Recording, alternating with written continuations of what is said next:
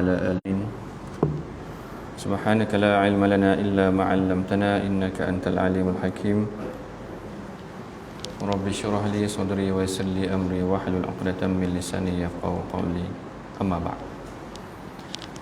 Namanya dan selamanya kita panjatkan rasa syukur kehadirat Allah Ta'ala kerana dengan limpah dan kurnianya Allah Ta'ala bagi lagi kita peluang untuk duduk pada hari ini.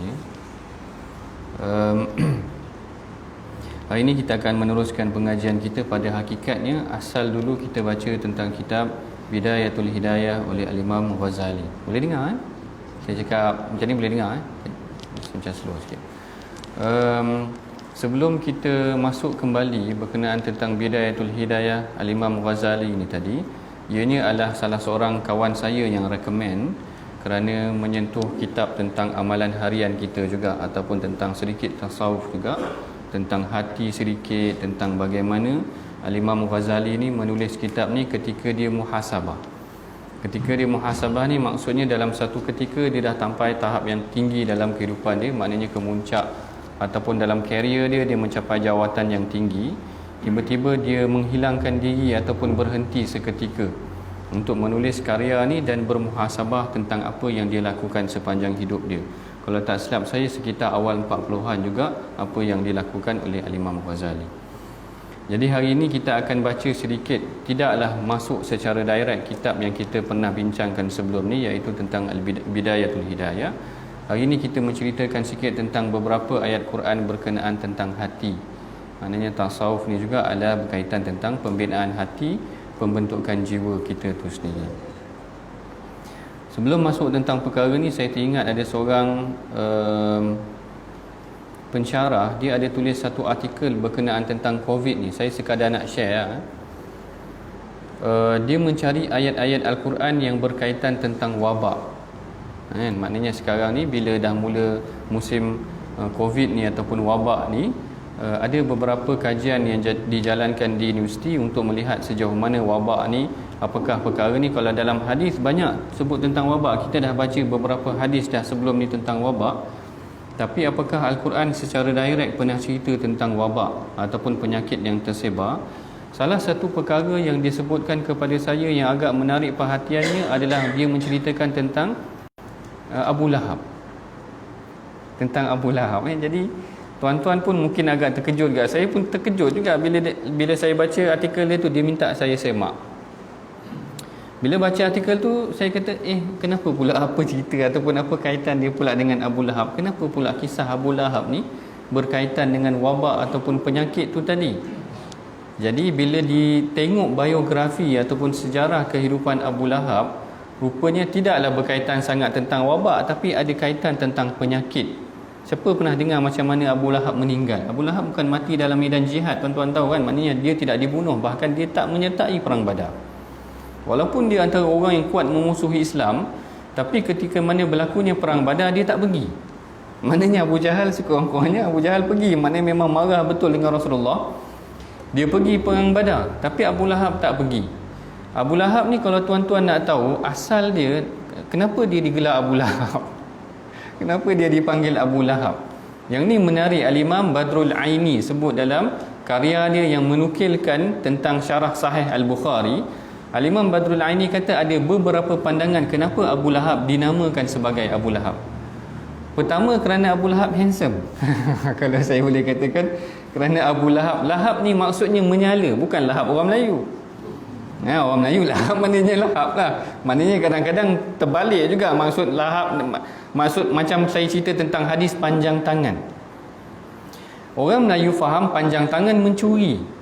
Tapi dalam hadis panjang tangan tu bukan Rasulullah maksudkan, dalam hadis panjang tangan ni yang saya cerita macam mana Rasulullah ada di kalangan isteri dia yang tanya, esok kalau Rasulullah meninggal, siapa yang paling cepat mendahului engkau? Maknanya siapa yang bila Rasulullah meninggal, dia akan meninggal selepas daripada itu, cepat bersama dengan Rasulullah nanti di dalam syurga, katakan, ataupun gambaran dia begitu. Lalu Rasulullah kata, asbaqakunna atwalukunna yadan. Orang yang paling cepat mendahului kamu nanti di kalangan kamu ni adalah atwalukunna yadan, orang yang paling panjang tangan dia. Kalau orang Melayu panjang tangan ni mencuri ya, takkan kita nak kata isteri Nabi ni mencuri. Jadi para sahabat ataupun para isteri Nabi ni ukur tangan mereka siapa yang paling panjang tangannya. Rupanya Rasulullah kata bukan ini yang aku maksudkan. Atwalukunna yadan, orang yang paling panjang tangan itu cepat capai kepada orang yang susah untuk membantu orang susah. Last sekali digelarkan kepada ataupun diberikan kepada Zainab kerana dia digelar sebagai ummu masakin, ibu kepada orang miskin kerana dia suka tolong orang miskin. Jadi yang Abu Lahab tu tadi bukan kerana dia lahap. Memang konotasinya sebutan tu macam orang Melayu dengar Abu Lahab ni memang betul lah jahat lah, kerana macam pelahap. Tapi bukan sebab dia pelahap. Kerana lahap ni maksudnya menyala. Tasla naran dzata lahab, kan dalam surah Al-Masad, tasla naran dzata lahab. Nanti dia akan dibakar dengan api yang menyala-nyala. Lahab ni maksudnya wajah dia bercahaya ataupun menyala, mukanya merah. Maknanya dia kata lahabin li jamalihi, kerana kalau dalam Badrul Aini sebut, memang Al-Imam Al-Aini sebut memang kerana rupa dia elok. Tapi kerana Allah Taala mana yaftakhiru bihi, Al-Imam kata dia berbangga dengan kelebihan yang dia ada, sehingga kelebihan yang dia ada tu menyebabkan dia nanti terseret dalam neraka. Maknanya kadang-kadang hati-hati juga dengan kelebihan yang ada Allah Ta'ala berikan kepada kita. Abu Lahab maknanya orangnya ada kedudukan, orangnya elok, rupa paras, tapi dia banggakan dengan rupa paras ataupun dengan kelebihan yang dia ada. Akhirnya kelebihan dia tu membawa dia masuk ke dalam neraka tu tadi. Bahkan tuan-tuan perhatikan permulaan surah Lahab ataupun surah Al-Masad ni dimulakan dengan kutukan, dan maknanya ayat pertama tadi Allah Ta'ala cela dia 2 kali. Tabat tu maknanya celaka. Tabat yada abi lahabin watab, celakalah kedua tangan Abu Lahab. Watabba tu celaka dia sekali. Maknanya mula dengan celaka, Allah Ta'ala marah dia betul, hujung ayat tu pun celaka lagi. Tabat yada abi lahabin watabba. Maknanya walaupun rupa dia tu elok, tetapi Allah Ta'ala kata celakalah tu tadi Abu Lahab tu tadi, wajah yang elok tu tadi. Tetapi Allah Ta'ala kesudahan dia, yang ni yang nak cerita tentang kesudahan dia tu tadi. Kesudahan dia tu tadi adalah dia tak pergi pun ke perang Badar tu tadi kerana dia ditimpa penyakit yang dilibatkan, yang mana yang saya kata penulisan tu tadi ataupun pensyarah yang menulis tentang wabak tu tadi, rupanya dia masukkan sekali surah Al-Masad ataupun surah Lahab ni tadi kerana dia kata salah satu penyakit ataupun barangkali wabak, tapi ni lebih kepada penyakit lah. Penyakit pun boleh, wabak pun boleh, kerana mereka tak berani mendekati jenazah Abu Lahab tu tadi, sehingga Abu Lahab ni dibiarkan busuk dan digalikan lubang dekat dengan dia. Kemudian bagaimana mereka tanam, mereka tolak dengan kayu daripada jauh dia. Allahu Akbar, tuan-tuan bayangkan lagi teruk daripada Covid. Sekurang-kurangnya Covid ni boleh pegang, boleh simpan, walaupun ahli keluarga tak boleh nak dekat. Abu Lahab orang tak nak dekat, orang tolak dengan kayu je. Kat dunia lagi Allah Ta'ala bagi petunjuk, tuan-tuan. Allahu Akbar. Kat dunia lagi Allah Ta'ala bagi petunjuk. Orang yang melawan Allah Ta'ala ni nanti kehidupan dia, tuan-tuan tengok, maknanya daripada walaupun hidup dia diberikan kemewahan ataupun diberikan kelebihan oleh Allah Ta'ala, rupa paras yang cantik, isteri dia digelar Ummu Jamil, memang cantik, ataupun memang gelaran yang elok buat dia, kerana anak pertama dia adalah Utbah.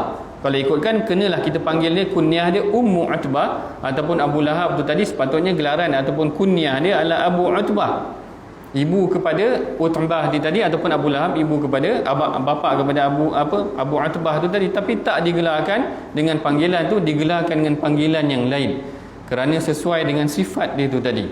Bahkan bagaimana Allah Ta'ala sebut dalam Quran, bukan sahaja dia Allah Ta'ala jatuhkan kedudukan dia kerana melawan Islam, tetapi isterinya pun Allah Ta'ala gelarkan sebagai Hammalatul Hatab. Hammalatul Hatab ni maksudnya tukang bawa kayu api. Yang ni menarik, yang ni saya pernah tulis dalam Facebook. Ni kalau tuan-tuan follow saya, tuan-tuan tahu saya ada tulis juga sikit-sikit dalam Facebook. Kenapa isteri Abu Lahab dipanggil sebagai tukang bawa kayu api? Yang ni kita dengar baik-baik, kerana yang ni juga ada satu pengajaran yang penting juga untuk diri kita dalam kehidupan kita. Menurut Al-Imam Tabari, Hammalatul Hatab ni maksud dia memang tukang bawa. Saya punya spek ni sebenarnya dah patah sikit, tuan-tuan, jadi dia agak longgar. Saya tak, maaf ada gangguan sikit. Hammalatul Hatab ni tadi Al-Imam Tabari kata secara fizikalnya dia memang bawa kayu api, ataupun dia memang bawa kayu, tapi bukan kayu buat kayu api tu, kayu untuk menyakiti Rasulullah. Maknanya dia bawa kayu-kayu yang berduri, dan diletakkan di kawasan laluan Rasulullah dengan tujuan untuk menyakiti Rasulullah. Ummu Jamil ni selain daripada dia menyakiti Rasulullah secara fizikal dia menyakiti Rasulullah dengan mulut dia pun banyak kali dah. Kalau tuan-tuan ingat dalam kes tafsir surah Wadduha, wahyu terhenti seketika. Ummu Jamil jumpa Rasulullah, Ummu Jamil kata tarakaka syaitana. Syaitan kau dah meninggalkan kau. Dia kata pada Rasulullah, dia panggil Jibril tu sebagai syaitan.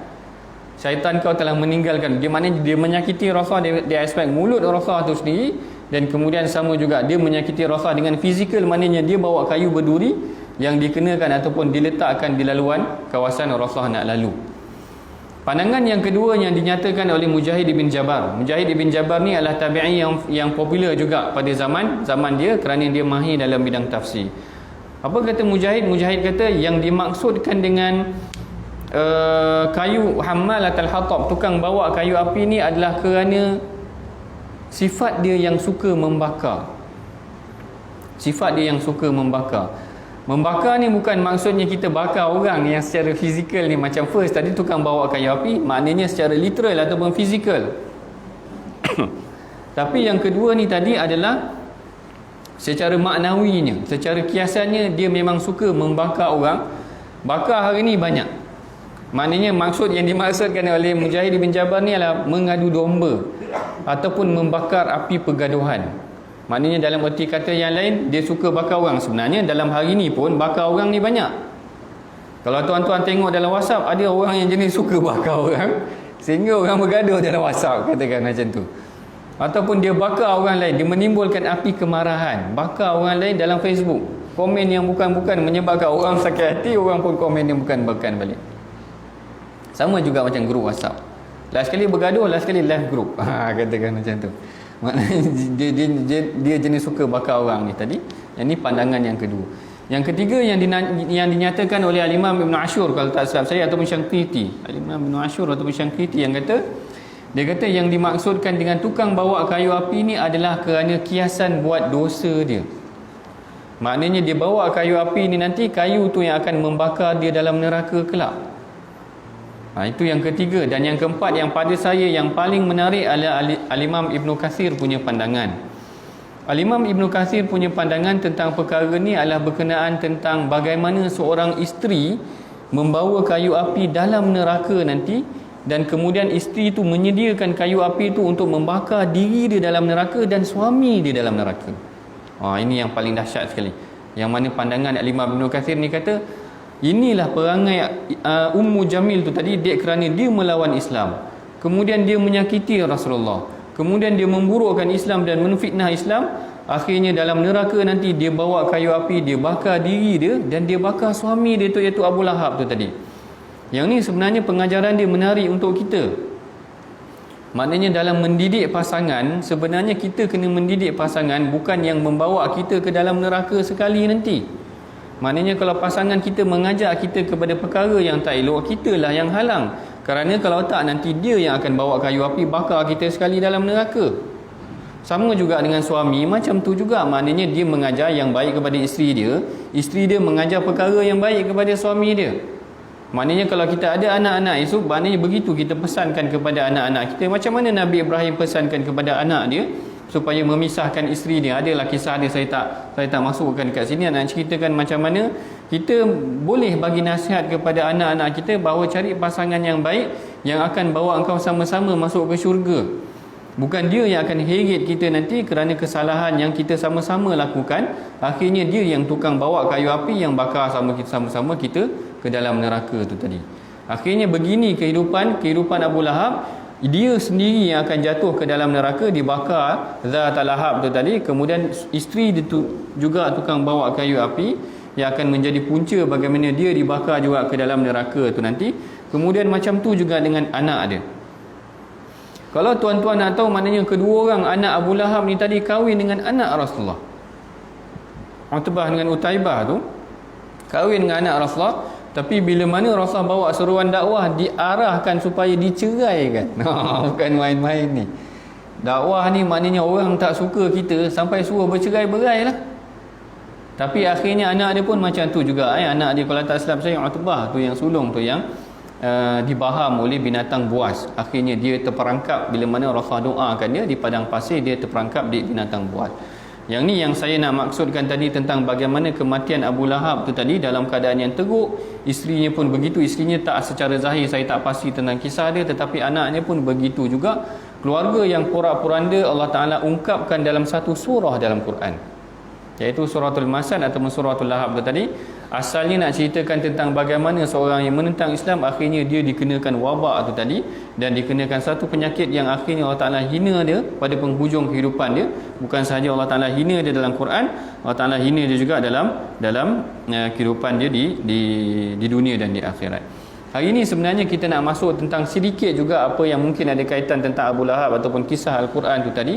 Bagaimana sebenarnya Allah Ta'ala menyebutkan tentang jiwa-jiwa ni, ataupun kalau kita balik kepada pengajian tentang tasawuf ni, sebenarnya salah satu perkara yang boleh menghidupkan jiwa orang beriman adalah dengan zikir. Yang ni yang kita kena faham pada hari ni.